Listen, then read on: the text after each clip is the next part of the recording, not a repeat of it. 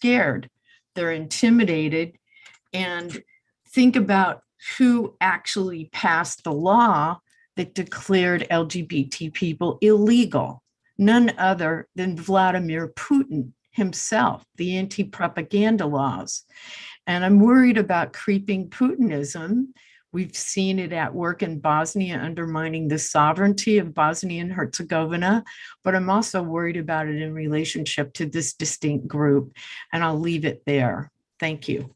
And it's over to James. Your comment now, your turn, James. Thank you, Tanya. I just want to pick up on the first comment that you made in relation to Ukraine, and I agree, we don't want to get too digress onto that, but I couldn't agree with you more that we're seeing denial and distortion real time, and we need to be cognizant of how this distortion is used for a purpose in terms of deflecting accountability, as Robert said, rehabilitating those that are perpetrating crimes.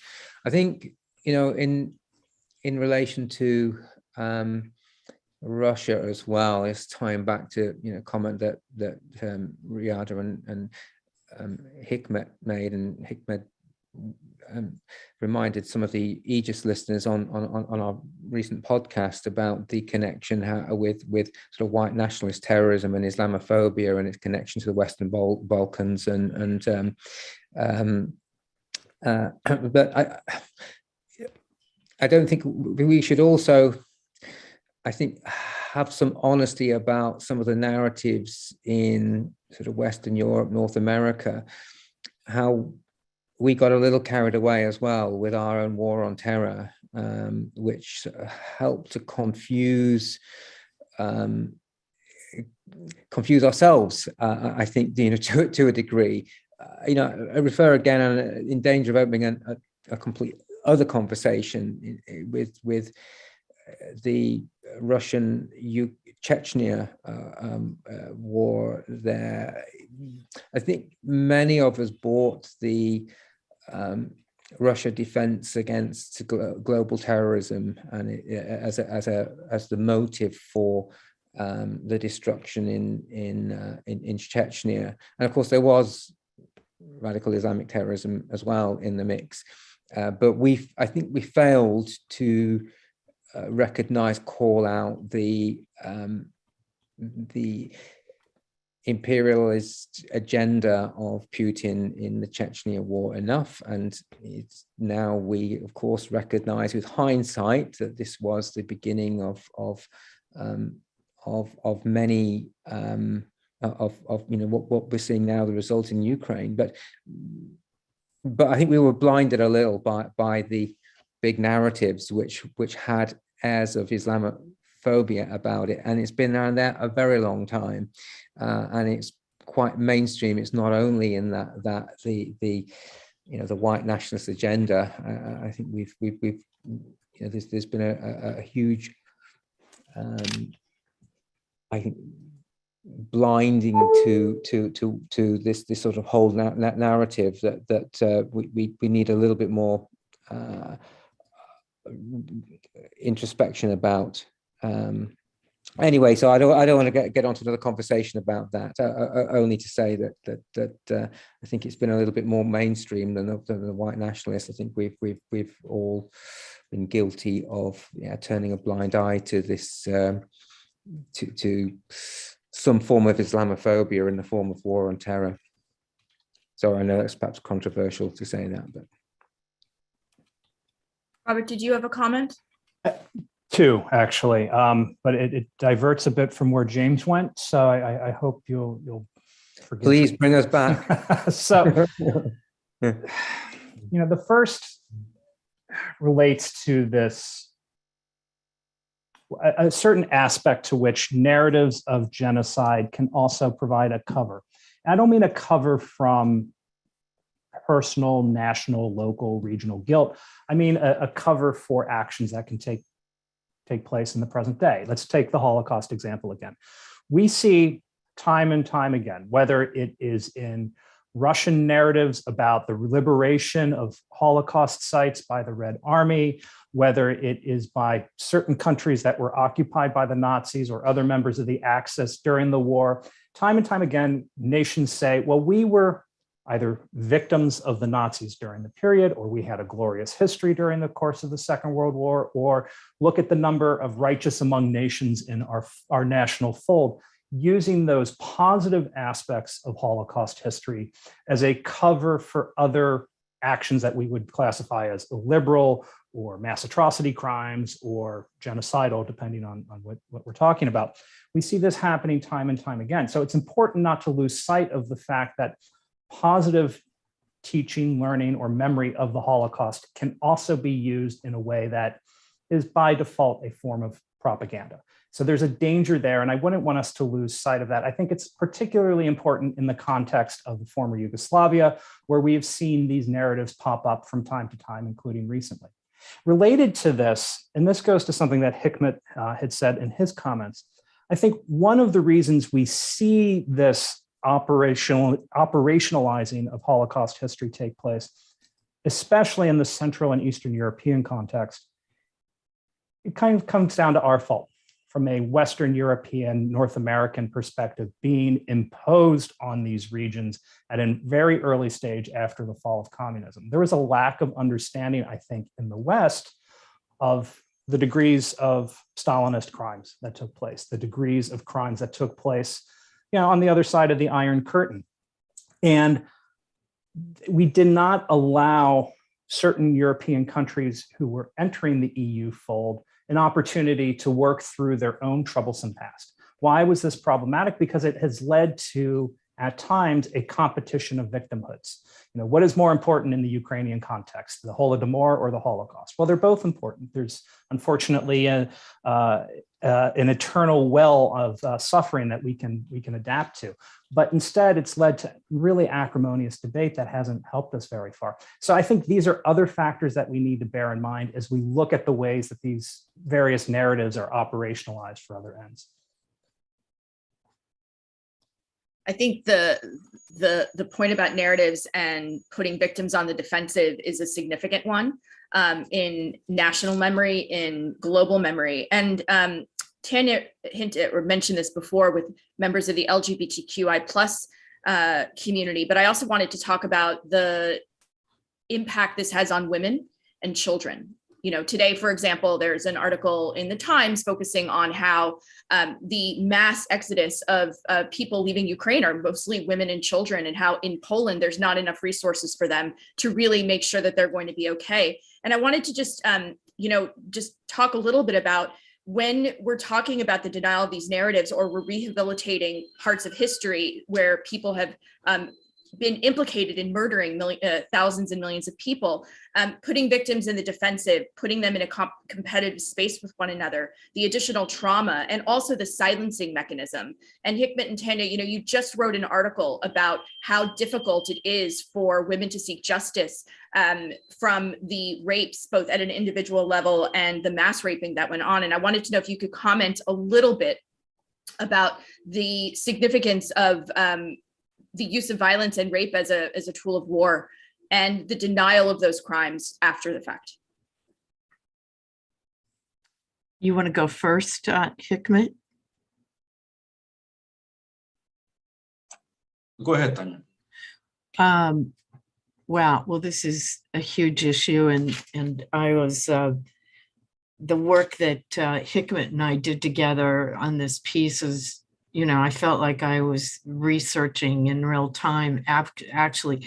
But now what we are seeing in real time is another war where women are being raped as a tool of war. There's just as a tactic. As a matter of fact, a Kiev journalist just published on Twitter that in Bucha, several women and girls as young as 14 were held and raped in a basement in Bucha.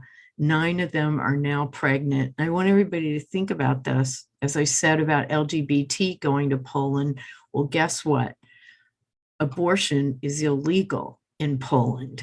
And so you have rape survivors potentially pregnant with probably no access to abortion medication, which is the morning after pill.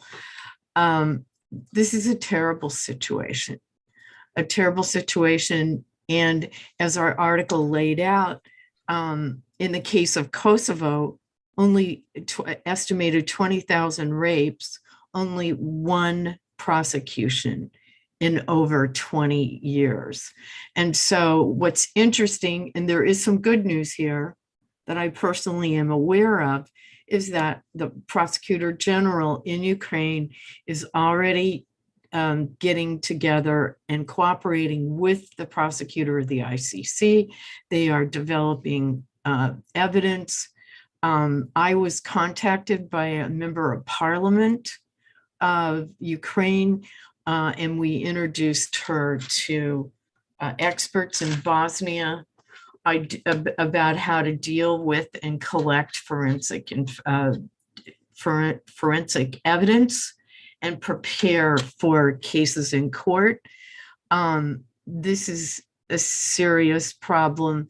It has been happening for centuries with no prosecutions, as in the case of the Comfort women in South Korea. One woman is 93 years old. She has been pressing the government to prosecute her case, and they have dismissed her on this matter. So it's complicated, but as you said, Laura, it is a majority of the refugees are women and children, because the men have to stay according to Ukraine law to fight the war. And so women and children are showing up, and they're very traumatized. And in many cases, they are rape survivors. Hikmet. Yeah, thanks. So basically, when Tanya and I were finishing up our article for foreign policy, I remember that the editor at that time told us to speed it up, because the war in Ukraine had just started, and we were expecting, unfortunately, this kind of news to be out soon. So we speeded up our writing to have it published as soon as possible. So one of the most shocking things, is something which I saw on Twitter today, and that this is a intercepted telephone call which I just shared in the chat between a partner and between a woman and her partner who's a Russian soldier in Ukraine, and she's basically giving him the green light to rape Ukrainian women. She just said, just use protection. Continued laughing.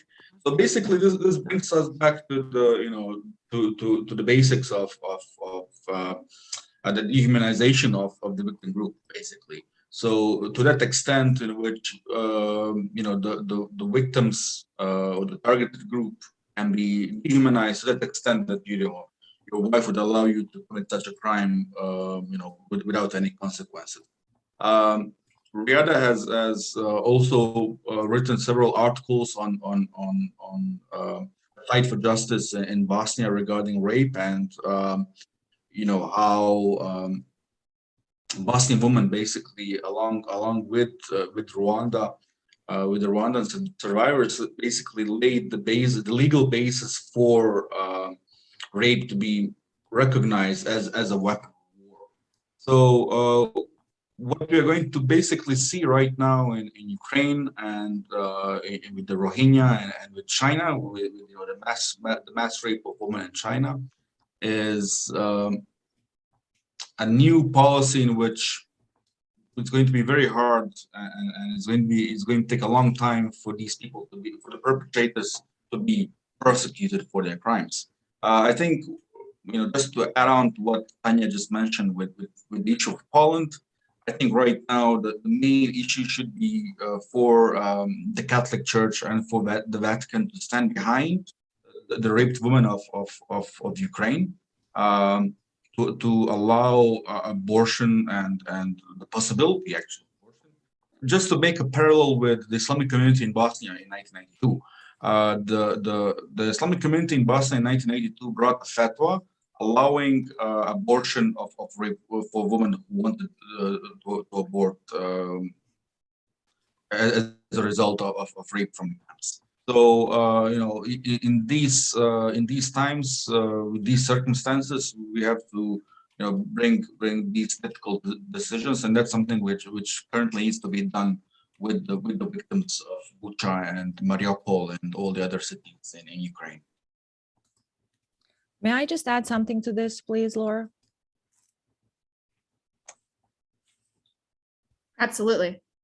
Thank you. Thank you for asking this. And I obviously agree with Tanya and Hikmet. And I've been noticing nuances of horror coming from Ukraine in the sense that, for example, a journalist from Kiev Independent, Anastasia Lapatina, I just pulled it back, wrote a tweet saying that, 2 days ago or yesterday, 2 days ago, at least 25 women and girls as young as 14 were raped by Russians in one basement in Bucha. 9 of them are pregnant. Russian soldiers said, quote, they would rape them to the point where they wouldn't want sexual contact with any man to prevent them from having Ukrainian children. And so I saw that, and then I had, I thought of what paramilitary and Bosnian Serb forces, how they operated. They wanted to make in rape camps Bosniak women pregnant in many cases so that they could, quote unquote, have Serbian children, right? So it operates on different levels, whether you want to allow abortion, how do you want to traumatize these women and bring destruction to entire communities, right? That's the intention of it. But what I thought when you talked about this, Tanya, is something that many of you are familiar, and it brings us back to denial. And that is, if you remember a big campaign among Bosnian genocide survivors and activists in 2020 about Vilina Vlas hotel, which was on TripAdvisor or on Google, or on TripAdvisor as this place for a spa in Eastern Bosnia. And so many have worked to, wrote a petition to Google to ask to stop promoting this resort, quote unquote, because it was a place of wartime rape and killing of the Bosniaks, which brings us again back to, I don't think that Google did it ultimately, to the online denialism in terms of the digital sphere, and how many challenges are there for all who want to engage, because it's an ocean of things available all the time in English, in Bosnian, in Serbian, top down, from Wikipedia, in terms of all the stuff that we've been mentioning in terms of revisionism of history in Eastern Europe, to the individual narratives, to the bots who are paid. It's incredibly organized. I was retweeted last week by some person who I know triggers the bots. I cannot tell you the avalanche that came right there immediately. And so I want to also applaud and thank to anybody who might be watching this from any community, whether it is, fighting Holocaust distortion or Bosnian genocide denial, because it is almost an incessant work. And asking technological companies about accountability. I know on many fronts, this is a conversation that is ongoing. Talking about media literacy for youth, or just understanding how different platforms operate, is an ongoing conversation. But just one thing that is particularly painful, which brings me always back both to that lived experience and trauma and exhaustion, is that in digital age, as we've seen from reports on anti-Semitism that I've read recently, done by several foundations, it's the methods through trolling, through mocking, through just quote unquote naughty humor, through bad faith actions, and through just really different techniques that are used in this online sphere in terms of different behaviors that just add such a toll on all the people who still have to continue their daily lives and have to deal with these horrific things alongside triumphalism and glorification. I want to mention that because that means that these projects are very well alive. And that's the thing. It's not over. For people in Republika Srpska, for Bosniaks, for returnees, I can't I really can't forget a couple of months ago, I think it was Amra Begic, Srebrenica memorial survivor. She tweeted and she said, I wish these were just conversations on Twitter that we could have. But I have to fall asleep with my eyes open and have 2 kids next to me while, people who are war criminals are still walking very freely around. So full circle, thank you for organizing this. I know we're not done, but it's important, I think, what we're doing, because it's a fight that I don't know, I don't see end now, especially considering the leadership. And I want to not forget to mention the importance of leadership and the lack of willingness so far in 30 years almost to deal and take responsibility, and actually quite opposite in case of Serbia or Republika Srpska, to embrace these narratives as a tool for greater Serbia expansionism. I've jumped a lot, but very important points raised. Thank you. I just want to add one more thing about this rape conversation, is that the Bosnian Serb and Serbian leadership have never, ever taken responsibility for these crimes, for the commission of these crimes. And this is already happening in real time, as James said earlier. It's happening in real time by the Russians. The Russians are saying they didn't do it. They didn't do it. Complete denial. It is shredding the idea of credibility. It is absolutely ludicrous when you see the evidence. And about the crimes with regard to women, they are traumatized forever. They are required to do a hell of a lot of work, personal work, psychological work. They may have chronic medical conditions for the rest of their lives. And I don't want to omit men. Men were raped too, and raped and sexually assaulted. And this is a part of these kinds of wars. When you're talking about ethnic wars, you're talking about a proliferation of atrocities that are quite brutal. And in the last 25 to 30 years, almost all these wars have been ethnic, and you have seen a proliferation of rape and sexual assault of civilians. I want to invite James into the conversation. Thank you, Laura. I was going to go back a little bit in this conversation. Tanya mentioned comfort women during the Second World War and before the Second World War. We often forget to mention how maybe up to 2 million German women were raped by the Soviet liberating forces after the Second World War. And I've always found this very difficult leading a Holocaust museum in the UK. How and where do you talk about this? Because it could feed into relativization of the Holocaust. And I think there's been a reluctance in the Holocaust memorial world. I'm not sure about the US Holocaust Memorial Museum, but in the UK, we don't touch on it. And I think it's partly because Germans, of course, framed as the perpetrators, and therefore presenting the victimhood of German women doesn't fit well. And it's sort of a crime that was outside of the Holocaust. It was also committed by one of the main allies, which would complicate things at Nuremberg. And I know it's a difficult subject. Robert mentioned victor's justice earlier. However, it does need to be said that there was a complete lack of accountability for the most horrific rape of German women after the Second World War. And that lack of accountability hasn't helped the current situation today. But thankfully, I think it also ought to be said there has been some progress in international law, and taking into account the statistics, Tanya, of one prosecution out of 20,000 is horrific. So I barely dare say this, but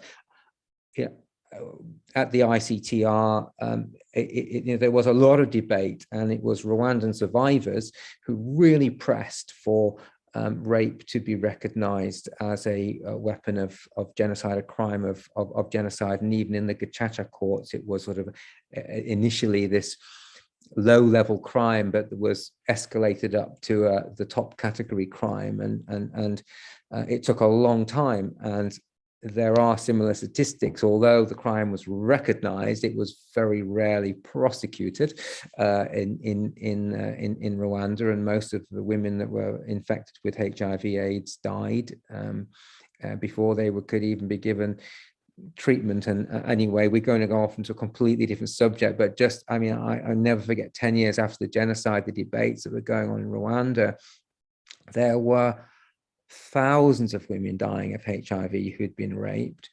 And the debate at the time was, well, we can't preferentially give them antiretrovirals, partly because there's a nutrition problem. Well, if I solve the nutrition problem, then, oh, well, then it's going to create resentment in the wider population because there are other women with HIV and it will look like we're favoring Tutsis. So the solution was to let them die. They were dying of genocide 10 years after the genocide was supposed to have ended. And the international community just couldn't bring itself to preferentially bring medication to thousands of women that were dying in front of our eyes. It was just a horrific situation. Thankfully, eventually, the policies adapted and changed, but it was just another example of the role of rape and gender and genocide. So I just wanted to add that to the points that Tanya had already eloquently made. No, and I think, just to put this in context for the people that are also viewing the event, this denial of sexual violence is very much part and parcel of dehumanizing people, and not talking about it is another way of minimizing.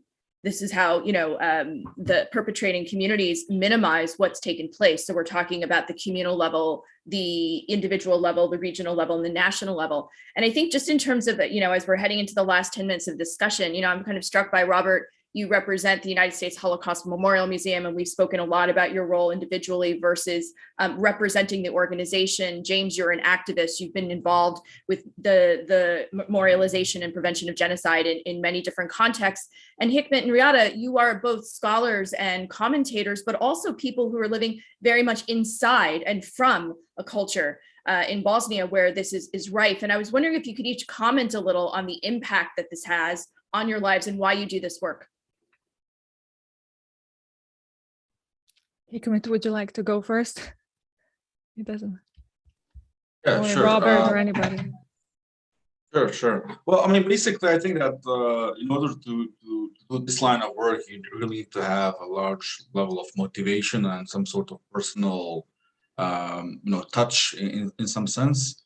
My dad is from Visegrad, from Eastern Bosnia. So, one of my cousins ended up in Vilna Vas. He was found in 2010. I have two more uncles still missing from Visegrad. So, it really is a personal thing. My great-grandmother, who was 92 years old, survived the First World War, the Second World War, and 1982. So, I don't know, it really has to be some way personal touch in order to deal with these issues, because these things, as much as you put all your trust into mental health and so on, it's really exhausting dealing with these topics for a long period of time, and it's emotionally draining. So the reason why I have the motivation to do this is basically the level of denial which is going on. I mean, I sometimes joke that if there was no denial, I probably would start dealing with some other topics currently. But the more denial there is, the more motivation I have to work. So currently that's my main motivation.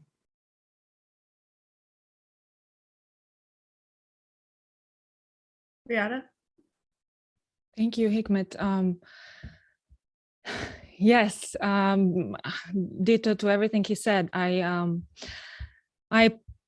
personally have not been in Bosnia between 92 and 95, while members of my mother's side of the family who lived in the eastern part of the country, in Visegrad, precisely the same town, suffered, escaped, or were killed. And Hikmet actually wrote about my mother's uncle, Dr. Safet Zeynilovic, as part of the eliticide in Visegrad. And I thank Hikmet once again publicly for putting that on paper.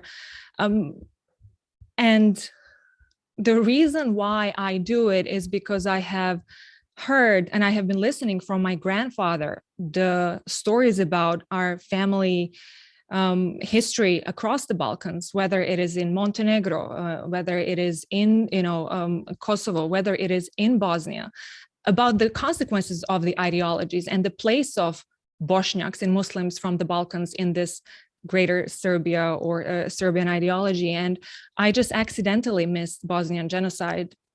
But then a few years later, I had to escape from Pristina, where I was. And so I was a refugee, and the cousins that we hosted in 92 from Visegrad hosted us in 99 after one of my uncles was executed. And so the reason why I do this is because it is the killing, the intentional killing, extermination on such massive scale.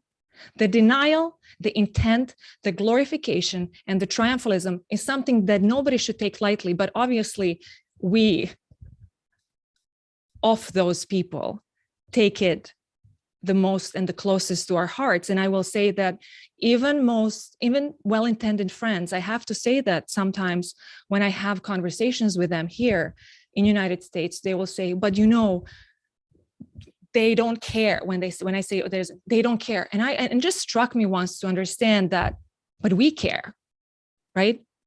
We care, we have to care, we will care. So we will continue this work. And the fact that this political project is alive is the scariest part of it all, because besides an atrocity committed in the memorialization part of it, that a lot of survivors of different genocide as well deal with, we have these political projects. We have the institutional denial in Republika Srpska and Republika Srbija as part of these projects. So I fear for my family that's there. I fear because it's unjust. The last thing that I will say again before thanking all those who continuously work in Srebrenica Memorial Center, I'm so thankful that we have them finally, such a team of scholars, educators, is to say that I always tell my audiences that we have to allow each other to share the truth about Bosnian genocide in different ways, regardless of what our profession is. That just as a genocide scholar or as a journalist, we have artists, we have professionals, architects, dentists, whoever it might be. There is space for all of us to carry a part of this the way that it suits us, in terms of also saving our mental health. And sorry I don't want to take time, because I've noticed Bosnian genocide survivors, just like from Syria as well, offering such solidarity to Ukrainians online. It's beautiful. But I've also noticed Bosnian genocide survivors who have said, I had to go off Twitter for a couple of days because I've been re-traumatized, because my PTSD has been re-triggered. And so what does that say again about the beginning of my presentation about the lived experience? How much is that worth to those that we speak to? So thank you again for recognizing the value in it, to the organizers, to all my fellow panelists, and to everybody in the audience who's taken the time to be here and listen to this conversation. Thank you so much, Riyad. I wanted to open it up to Robert and James. Okay, thank you, Robert. So having helped to set up the UK's National Holocaust Centre with my brother Stephen, I went to, and we did that as non-Jews who visited the Holocaust Museum in Israel, because there was a need in the UK. We hadn't learned about the Holocaust at school, and felt that we should try and share this our own experience. But the centre having opened, genocide happened in Rwanda as we were building it. 2 months before it opened, the genocide in Srebrenica occurred, and it troubled me and challenged me. I went, however, back to my medical career. I was training to be a surgeon, and it was in that capacity that I volunteered to go with International Medical Corps to Kosovo. Actually, it was in Albania in 1999. I worked with a Kosovan Albanian doctor from Prizren who told me how she'd had her bags packed for 3 months before the sort of ethnic cleansing. And it just struck me that how did you know? How did you know to have your bags packed? If you knew, there must be something, there must be some signs. Of course, in retrospect, we've been talking about them today. The signs were there, the fear and the incitement and the distortion. And I felt very strongly from a medical perspective, if we see signs of a pandemic or of cancer at an early stage, we do something about it. We research, we try and understand and have interventions, and that's what motivated me to help set up the Aegis Trust, and why I've worked with the government of Rwanda and with survivors in Rwanda for the past 20 years or so at the Kigali Genocide Memorial, helping to develop programs of prevention there. And why? What motivates is, again, listening to the stories of survivors. I was not going to spend long in Rwanda, but hearing the survivors that we were talking about, observing women dying from genocide 10 years after the genocide was supposedly ended, was a huge motivation to just be involved and play a very small role in trying to stop the distortion that we've been talking about, communicate to future generations, and find interventions, particularly through education, that can help to build resilience against these kind of crimes. So that's why I'm here. And thank you so much to the Harriman Institute, Tanya and Laura, for bringing us together. It's, again, I've learned so much today. It's and this kind of experience motivates me, because meeting fellow travelers who are committed and doing fantastic work and helping to enlighten us is part of that motivation. Yes, I'll begin with thanks, because I know we are low on time. But before I actually get into my personal motivations, I want to go back to this issue of gender violence very quickly, and just as an observation from somebody who fled the academy after getting his PhD. I think another couple of dynamics that are at play. There's a lack of appreciation for the degrees of gender violence due to two factors. One, many academic departments still maintain, at least mentally, a paternalistic approach to the field, even though gender dynamics have begun to balance out in certain departments. I think that overall underlying motivation is still there. That's probably going to get me into trouble for saying, but that is my belief, not necessarily that of my institution. I think the other factor that we've seen, at least in Holocaust studies, is in growing degrees to which scholars who try to attempt addressing these topics of gender violence are intimidated, either through lawsuits, the threats of lawsuits, lack of access to archives, and other factors, other real world factors. So I think we need to address those if we're going to begin looking at this subject in a more holistic way. Personal motivations. Why am I in the field? There are two. Why? I guess the question in my case is, why is a Catholic kid from Kentucky doing this?